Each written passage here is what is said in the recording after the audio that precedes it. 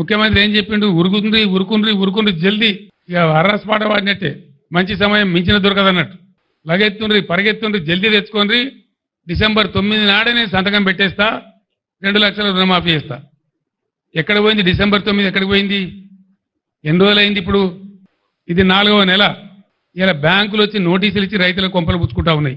మాకు సంబంధం లేదండి, అట్లా మస్తు ప్రకటనలు చేస్తారు రాజకీయంగా, మాకు డబ్బులు వస్తేనే లెక్క అని మాట్లాడి ఇలా ఏం చేయాలి రైతుల గతి? తెలంగాణ రాష్ట్ర వ్యవసాయమే సంక్షోభానికి గురయ్యే పరిస్థితికి వచ్చింది. ఇవాళ మీ యొక్క తిర్రి వేషాల వల్ల, మీ పాగల్ పని వల్ల. ఎవరు తప్పది?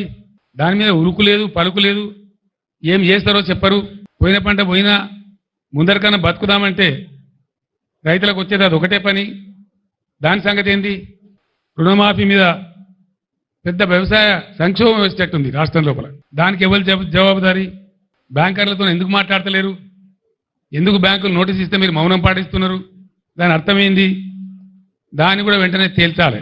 మిమ్మల్ని వెంటాడతాం బోనస్ ఇస్తామని మాట్లాడింది అన్ని పంటలకు. ఇలా నేను పేపర్లో చూసిన, జొన్న పంట సగమే కొంటామని. అన్ని పంటలు మొత్తం కొంటాం, అన్నిటికీ బోనస్ ఇస్తాం. ఇలా జొన్న పంట వచ్చింది, సగం మాత్రమే కొంటామని చెప్పి అంటున్నారు. నేను డిమాండ్ చేస్తా ఉన్నా, జొన్న పంటకు బోనస్ ఇచ్చి పూర్తి పంట కొనాలి ప్రభుత్వం. ఆ పంట చేతికి వచ్చింది, పోయిన పంట పోయింది కానీ మిగిలిన పంట అది వచ్చింది. అట్లనే వర్షాకాలం వడ్లు వస్తే దానికి బోనస్ ఇయ్యలే. క్వింటాల్కి 500 కట్టిస్తామని మాట్లాడింది, ఇయ్యలే, రూపాయి ఇయ్యలే. ఇప్పుడు కొనుగోలు కేంద్రాలు పెట్టినామని చెప్పిండ్రు, ఇస్తారా ఇవ్వరా? దాని మీద ఉరుకు లేదు, పలుకు లేదు. ఇవ్వకపోతే మాత్రం మిమ్మల్ని వెంటాడతాం. మీరే చెప్తున్నారు కదా ఇది రెఫరెండం అనుకొని మాకు ఓట్లేయిందని. మీకు చూపిస్తారు ప్రజలు, ఇప్పుడిగా మీ సంగతి చూపిస్తారు.